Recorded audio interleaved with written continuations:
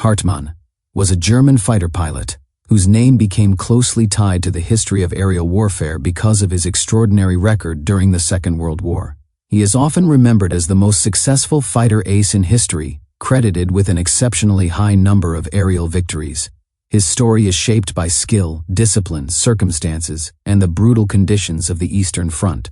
Although he served a destructive regime, his biography is frequently studied for his flying abilities and the wider context of the air war in which he fought. Hartmann was born in 1922, in what was then the Weimar Republic. His childhood was shaped by both privilege and hardship. His father worked as a doctor, and his family lived comfortably for a time. After the economic collapse that followed Germany's defeat in the First World War, his family moved to China, where his father practiced medicine. They returned to Germany in the late 1920s, during a period of political unrest and economic instability. Hartmann grew up in an environment that valued discipline, responsibility, and physical fitness. His mother had been a pilot during the early days of civilian aviation, and she introduced him to flying at a young age. Her lessons played a major role in shaping his confidence in the air. As a teenager, Hartmann joined the local gliding club, which was one of the few ways young Germans could legally learn to fly after the Treaty of Versailles limited German aviation. He developed a natural sense for the air and became skilled at controlling lightweight gliders, which taught him the fundamentals of flight in a direct and demanding way. These experiences helped build the foundation for his later success as a fighter pilot. When the Second World War broke out in 1939, Hartmann was 17.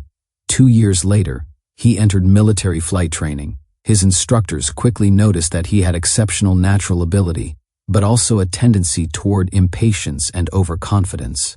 Early in his training, he made several errors that resulted in reprimands or temporary suspensions from flying.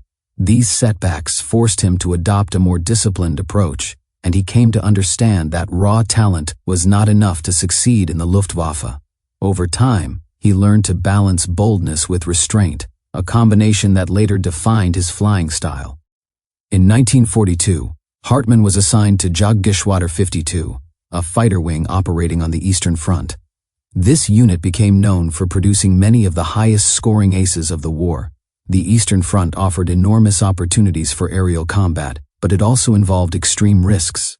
Weather conditions were harsh, aircraft maintenance was difficult, and the scale of fighting was immense.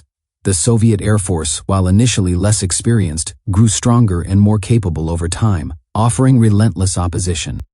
Hartmann's early months in combat were challenging.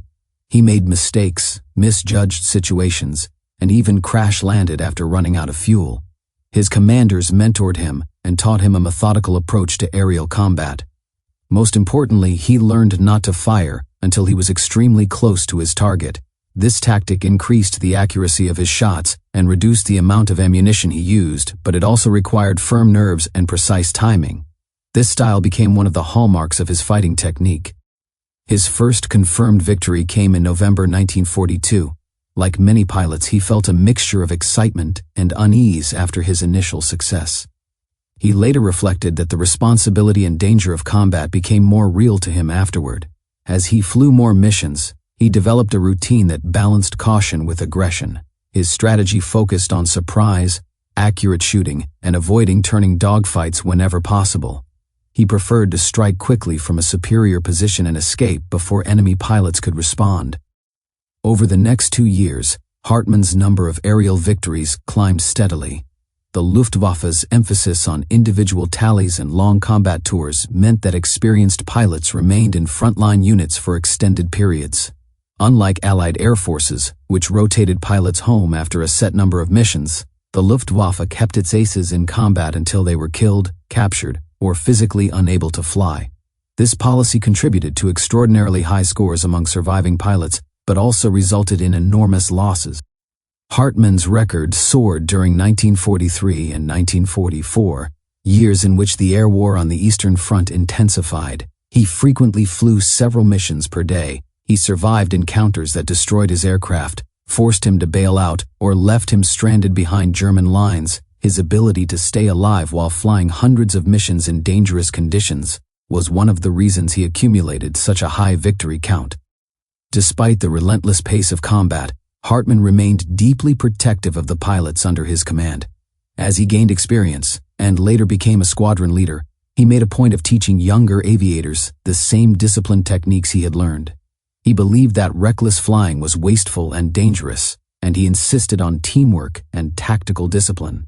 Many pilots credited him with helping them survive their first weeks on the front, a critical period when inexperienced flyers were at the highest risk. By August 1944, Hartmann achieved his 500th aerial victory, a milestone that made him a symbol of the Luftwaffe's remaining strength. He was awarded high military honors and briefly removed from combat for ceremonies and propaganda duties.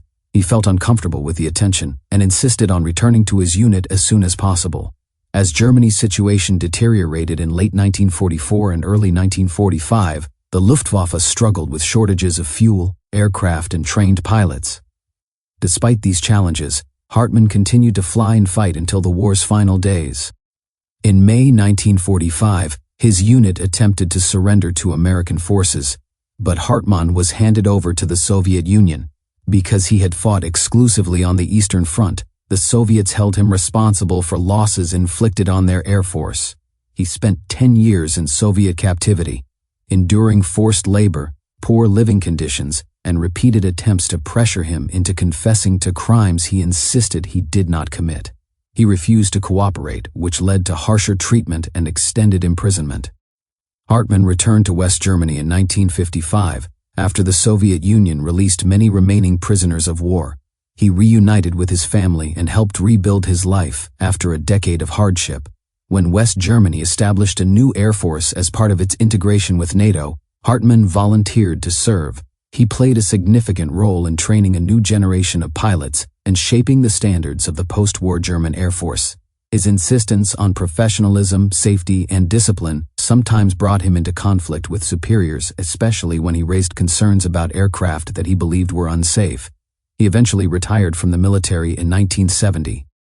In his later years, Hartmann remained a figure of interest among aviation historians and military enthusiasts. He occasionally spoke about his experiences, but preferred to focus on flying techniques and the technical aspects of air combat rather than ideology or politics. He lived a quiet life with his family until his death in 1993. Hartmann's legacy is complex. His extraordinary record reflects both his skill as a pilot and the unique conditions of the Eastern Front, where constant combat created opportunities for very high individual scores. His story also highlights the harsh realities faced by pilots on all sides of the war, including the physical danger, psychological strain, and moral ambiguity of serving under a regime responsible for immense suffering. While his flying ability is widely acknowledged, discussions of his career often include the broader context of the conflict in which he served. Today, Hartmann is remembered not only for his achievements, but also for his survival and resilience. His life spanned dramatic changes in Germany's history, from the turbulence of the early 20th century through the devastation of war and into the complexities of the post-war era. His experiences reflect both the human cost of conflict and the enduring fascination with the individuals who shaped the course of aviation history. Thanks for watching. If you have a thought regarding Erich Hartmann, drop it in a comment below. If you enjoyed the video, don't forget to hit the like and subscribe.